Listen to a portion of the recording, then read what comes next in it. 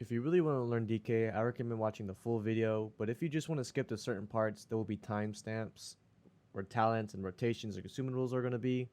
Enjoy the video.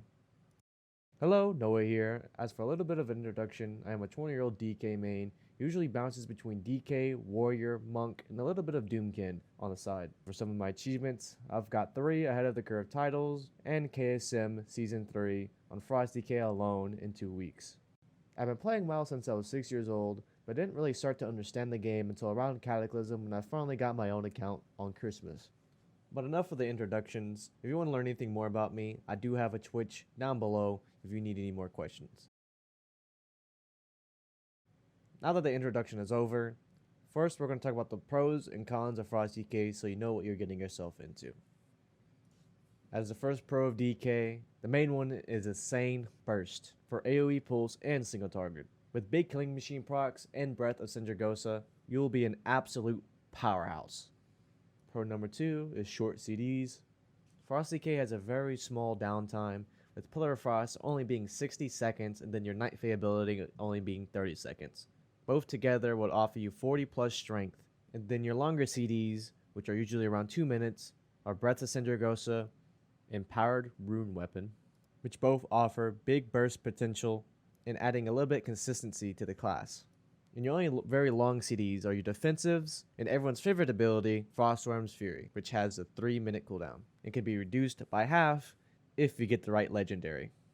Pro number 3 will be that the spec is very simple and easy to pick up. Me big CDs, me big DPS. We know that Frost Death Knight can do a lot of AoE damage, even out damaging a lot of the meta specs in DPS. But what you probably didn't know is Frost Death Knight can also do insane single target damage. I'll go more in depth on this later in the video.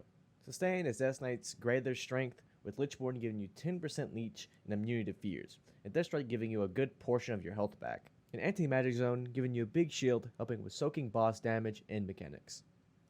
Gear also isn't super important on Frost as it is on other specs. Just remember that crit is very important and all your main damage abilities scale with mastery. And we all love a good Death Knight transmog. Looking like the Lich King is always cooler than all the other classes. Now, as far as some of the cons, which a lot of you now are probably going to start clicking away, but first is low mobility. Low mobility really does cripple the spec in Mythic Plus, and makes it hard to get around boss fights, and it can cause you to cut it in close in some mechanics. But don't be too worried. We do go Night Fae, which does help us out a lot, and there is a conduit to make Death March a little bit better. And if you really do care, there are movement speed gems, if you're willing to pay 5k gold, of course. Another con of Frost DK is that you rely on your main talents a lot to do damage, like Breath of Sindragosa, and some of your Covenant abilities as well, to make up for the fact that you have 0 mobility. Group might be reluctant to bring you because they'll have to make up for the fact that you bring 0 utility. If you like providing your group with buffs and good utility, Death Knight is not the class for you, that it has a very selfish playstyle. With big damage comes big aggro. If your tank isn't able to keep up, you will pull aggro from the tank and get one shot from mobs. If you have no defensives up, you're doomed.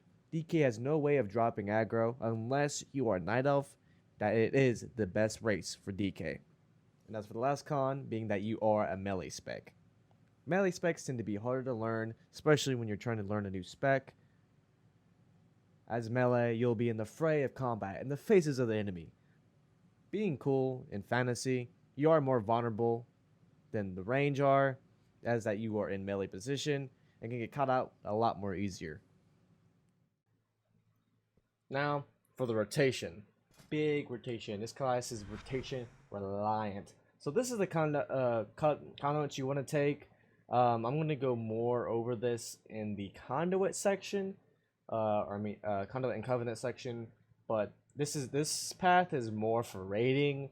There's a lot of utility in this path, and a lot of crit and mastery you can get from this path, but it's not as consistent as the one for Night Fae. So the difference between why you'd want to go Necro over Night Fae is that you want to use Rhyme more because of the Unity belt. You pretty much gain a Rhyme proc, I think it's every 3 seconds or something, which is pretty good, but it's better for raiding than it is for Mythic Plus, surprisingly. But it's still it's still viable. It's also funner to use than Night Fae, and then you don't have to deal with the, the weird furry shit that those fuckers do. This is the Mythic plus Necrolord path. I'm not going to go in depth right now for all of the conduits and nits and grits of everything.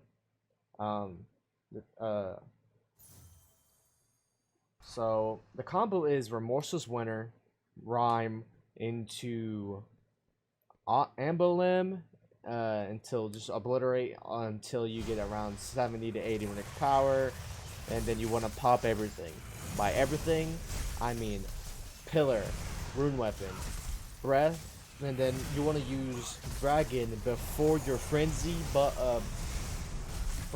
Unity Ambolem buff drops. That buff makes you do 20% increased damage to the target. You want to make sure you get your Dragon off before that. I missed Dragon. I typically don't run Necrolord. I only really do it for raid. But with Necrolord, you're probably going to hold breath around 30 to 40 seconds, which on low keys is like typically how long a pack lasts. If you're doing anything above a 20, the pack could last up to a minute to 2. And that's what makes Night Fae better. Night Fae, you hold breath way longer. In the clip I'm about to show you, I didn't hold breath that very long at all. But typically, you'd be able to hold your breath for 40 to 50 seconds on average within Mythic Plus. And if you're getting PI or there's Lust and you manage your Empower Rune Weapon well, you can make it last upwards to a minute and a half. The most I've done was a minute and a half with the I got PI'd. And then I use it Empower Rune Weapon after the PI expired, so I gain that haste, and I keep the ball rolling until around a minute 30. And same thing for Lust, but that was in a raid. That wasn't in Mythic Plus. Packs don't last that long in Mythic Plus, and the priest is never going to give you PI in Mythic Plus. So essentially the same combo as Necrolord, but instead you're using Night Fae. You would want to use Night Fae, prioritizing Night Fae over Obliterate, and prioritizing Killing Machine over Remorseless Winter, and Remorseless Winter over Rhyme. Never press Frost Strike. That's most people already know that. Same thing with Death Strike, unless you have a free Death Strike. And a little pro tip: if you have a free Death Strike consumption, use it because it'll refund you runes.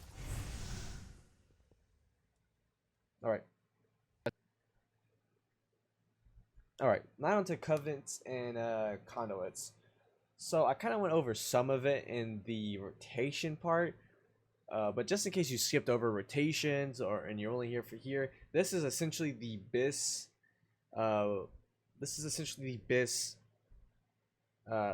Covenant Conduit set. You can go for Mythic Plus. You can kind of play around between these two,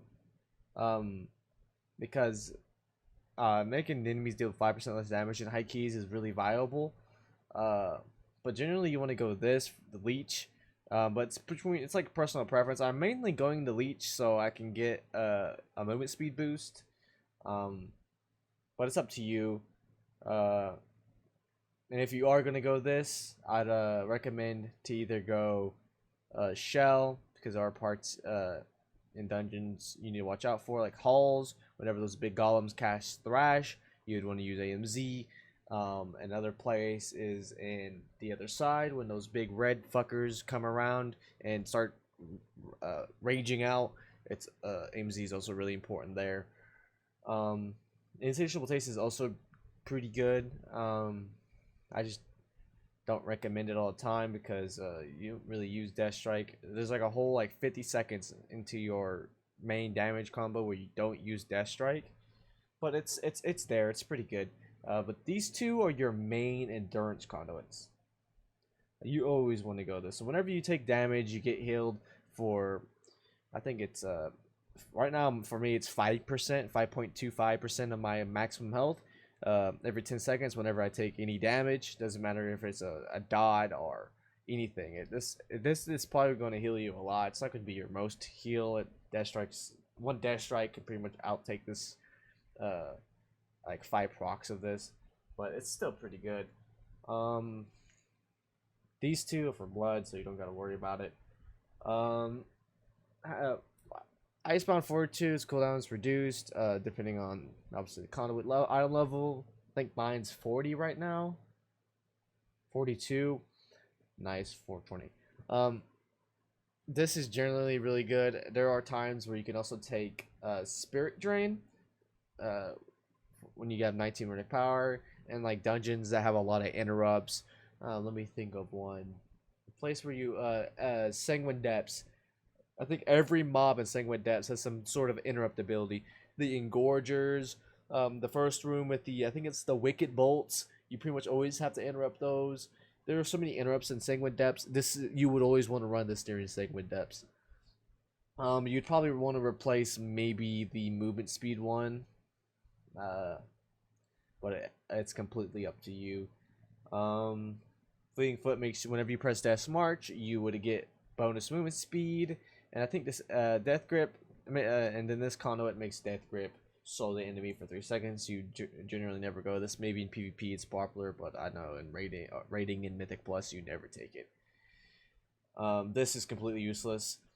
Okay, I'm gonna talk more about it, but so Death's Due literally does no damage itself. I thought I had damage charts up, but it'll do maybe like 2% of your damage, 1% of your damage. This will not help you. It will make it do 4%, 5% of your damage. Never take this. This is stupid. Accelerate Coal is a must. You have to take it. It grants I think it's for me 12 haste. Yeah, 12.6 additional haste. It also makes it come off cooldown, which isn't really that important because you only want to use it when you have breath. So essentially, it still has a 2-minute cooldown, but the extra haste is just insane, and that's the main reason why you take it. This blur increases the next frost strike. Used to take this in raid, but this Everfrost out damages it out of the water. It's completely out of the water. But sometimes it is still pretty good. Probably for the 200 build, probably. Remorseless Winter, the Everfrost one is always a must. You have to take this. It's like Remorseless Winter is, I'm pretty sure it's most of your damage in Mythic Plus. It's always going to be at least the top number 1 or number 2 spot behind Breath. You always take Everfrost. Unleashed Frenzy makes Frost Strike give you strength. This is also pretty good. If you have an additional like damage slot, like a 3rd slot, you'd probably fit this in there. So that's the Conduits. Korian is the best one to take. You want to go Wild Hunt tactics into Horn of the Wild, because it gives you movement speed whenever you soul shape. Of course, you really want that. This is preference. If you want to have more mount speed, that's up to you. I don't think it affects flying mounts, so most of the time it's not that useful. Or take no weapon damage and not spend gold, which I think is just more useful. Did I talk about Heart and Bones? Well, if I didn't talk about Heart and Bones, this is BIS. You always want to go Heart and Bones. It makes Lichborn. Whenever you use Lichborn, you'll take reduced damage depending on the item level. Mine's 12.6. Into Anima Core. Alright, Anima Spear. Into First Strike, which will give you 25% crit for 5 seconds if the enemy hasn't damaged you. Accelerate Cold. Into Hunt's Acceleration. Whenever damaging an enemy. Or healing an ally within 8 yards, you gain leech. So it procs very often, so it's pretty good. And into Fleeting Wind, of course, you can also go for this one, especially if you're doing very high keys. Into Wild Hunt Stratagem. So I still barely know what this does. When your damage or healing enhanced by Wild Hunt tactics, which is obviously the first one. Game Wild Hunt Stratagem for 1 minute, which is a long time. The next time you damage an enemy who is below 35% health, or heal an ally who is above 75% health, Wild Hunt Stratagem is activated to increase your damage and healing to touch targets by 5% for 10 seconds. Yeah, it's a 5% damage boost. Of course, it's really good. The main thing is this First Strike. First Strike is very strong. That's the main reason. It makes your openers really strong whenever you get those killing machine procs. Dream River is also really good. I'm not going to go in depth into what exactly you get, but the main two things about this is the seed. Whenever you die, you get turned into a seed, which is like a B-res pretty much, and then getting haste whenever you press Death's Due. I think it's 15%. Yeah, about 15%, but it's only for 3 seconds. On other classes, this is insane, like on Shaman, but it's I heard that parses really high, but it's like a little mini PI. But generally you want to go Quran. Now onto the Necrolord conduits. Alright, now onto Necrolord, which is usually the more liked one, but isn't the more used one. So this is essentially the tree for you. So let's start from the top. So whenever you're so Fleshcast's passive effect consumes the corpse essence completely, granting a benefit based on the creature's type. Casting Fleshcraft also consumes a small portion of your own essence, granting you the humanoid effect. I have no fucking clue what this means, but if it will give you mastery whenever you cast fucking Fleshcraft. So, I'm sorry, I don't use Necro very often, but so you will always get mastery, and depending on what's dead around you, you'll get extra shit. I'm not exactly sure what those stats are or effects are, but it's probably along the lines of haste, crit versus fucking strength, whatever. Until accelerated cold, you can probably choose between these two. This one's more for so this is offensive. I think this was the defensive one. You reduce by 50%. You're earning you a shield for 10% of your max. Yeah, so this is the defensive one. So in high keys, you'd always want to take this. Low keys, you will take this for the more damage, or your weekly 15s, you do this for more damage. Into Hardened Bones, into Kevin, you always want to go Kevin. The other one I don't think really does. I don't think either of these really do anything that useful. But we all love Kevin, so. Until Brutal Grasp, Anima-Sphere, Ultimate Form, while channeling Fleshcraft, you are immune to crowd control, and you regenerate health for 1 second. If you finish the full channel, you gain 3 seconds of crowd control immunity, which regenerates 2% health. So this is just a heal and defensive. That's pretty much the name of this tree. It's just a defensive tree that's really good. It's always useful. Until Everfrost, I don't know how to undulating maneuvers while above 80% health, 5% damage taken is absorbed and spread out over 5 seconds. This is really not that useful, but it's better than the other one. Then Kevin's Oozling. In combination summons Kevin's Oozling to fight alongside you for 40 seconds. His attacks cause your enemies to take 6 additional damage from you, and he periodically grants your allies an absorb shield. So it's kind of like Brawn, but not as strong as Brawn. Brawn has a CC, but still pretty good. You don't go Emini, and then Bonesmith is really good.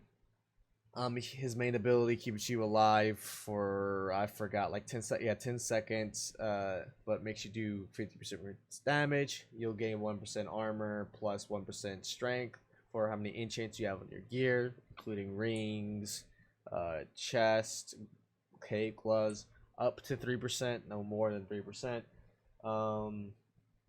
There's also first crafting, so this reduces your cooldown of your first craft into mind freeze. This is for mounted movement speed increase, into Anima-Sphere, into Hardened Bones. So this one's really good. This is the big kicker here. After landing 10 crits, you gain 80% critical chance for 10 seconds, but it will only happen every 60 seconds, but that's still relatively really good. It can happen mid-fight opposed to Quran, where it would only happen at the beginning of the fight, but you know, it still only happens every 60 seconds, so you're only going to get this once a fight, most of the time, once a fight. It's Accelerated Cold, Kavar's Eye, which is always good while enemies above 90% health, grants you 136 mastery. This is really good on Fortified and Tyrannical weeks. Why Fortified? Well, if you're doing Mist, and you know those two mobs that are before the first boss, I forgot their name, yeah, those healthy motherfuckers. I'm probably gonna be the first DK to ever tell you this, but you should probably pop breath on those motherfuckers on fortified week. Those guys take forever. Same thing for the mob in the maze, the one boss mob thing, the mini boss. You can also pop breath there because those two plus the boss are gonna take around, I believe, uh, fucking 2 minutes on fortified. Something crazy. So you might as well just pop the shit because you're probably gonna get back before the end of the fight, anyways. Um, to be honest, I'm pretty sure this is one of the garbage ones. Whenever you're damaging an enemy that's below 35% health, 30% of the damage done is repeated over 5 seconds. Um, yeah, this is it's fine, but cover the main reason why you go this tree is Carver's Eye, um, the 18% crit, and Forge Bones. But there's a reason why you go Night Fae over Necrolord, is because Night Fae covers one of your main flaws, which is mobility, and Dreamweaver will cover the dead part. Um, Necrolord doesn't really help you out very much. It kind of all the effects are kind of whatever. You're mainly taking it because of Ambo Limb, but that's that. Okay, on the topic of BIS Gear. All right, I'm probably gonna stutter through this because there's no script, but okay. So your tier set, your 2-piece is gonna cause whenever you have a Warcraft Winter up, you're gonna get 8% crit while it's active. Um, Pretty good. Crit is your main stat. Crit always affects everything else you do. And then your tier 4 summons a Glacial Advance whenever you consume a killing machine. So what does Glacial Advance do? It's a little spike of damage that goes straight forward about a couple of yards. Applies Razor Ice to your target. Razor Ice increases the frost damage your target takes. It stacks up to 5. And also causes your auto attacks to do a little bit of frost damage, which scales with Ministry, which we all love. Next, we're talking about Legendary. Use the Legendary Helm, Biting Cold.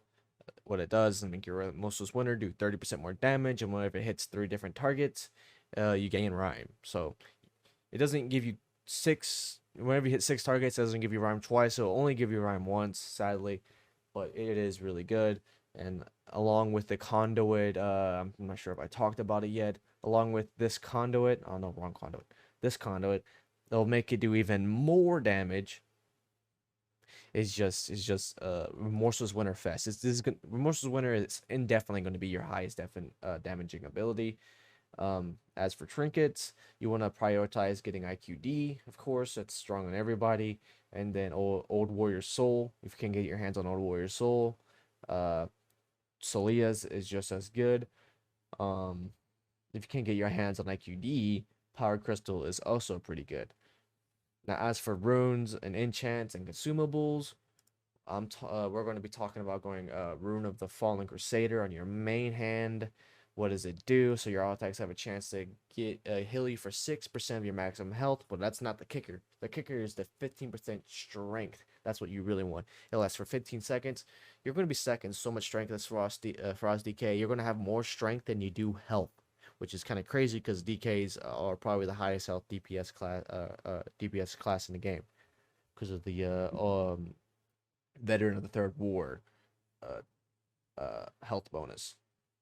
And then on your offhand, you want Rune of Hysteria. Rune of Hysteria is good for multiple reasons, but your main reason is it increases your runic power generation by 20% for 8 seconds.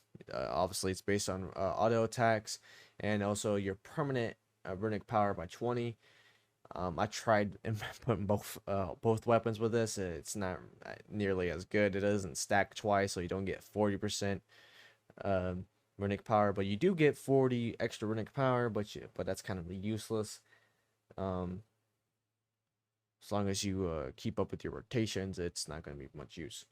You want to always have Shadowlands oil applied to your weapons. It's just a little bit of increased damage. Always make sure you have hidden spirit. Spirit just makes you go invisible for 18 seconds.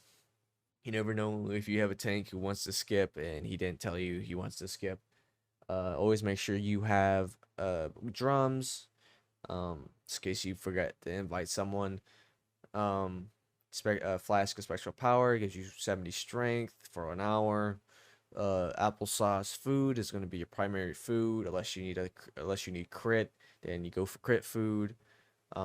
Strength pots are always BIS. You always pop these when you pop off. I think that's about it for the consumables, unless I'm missing one. I talked about food, talked about, yep, that's pretty much all of that. So this is pretty much the end of the video, but I'm gonna go into a little bit of an extra like tangent. So, okay, some people always ask, what's the best race? Well, the best race is for Horde. It's always gonna be Orc. Orcs are sick, or Torn, but Torn look goofy as DKs. Their animations are really bad as Torn. So Orc is going to be the best. Um, but if you really want to be a meta abuser, go Blood Elf, because Blood Elf have a 1% increase crit, and their I think it's called Torrent gains whenever you press it, you get 20 runic power. That's pretty good. That's pretty much a free obliterate. Um, Horde doesn't really have that many good ratios for Death Knights. It's pretty much either Blood Elf or Orc.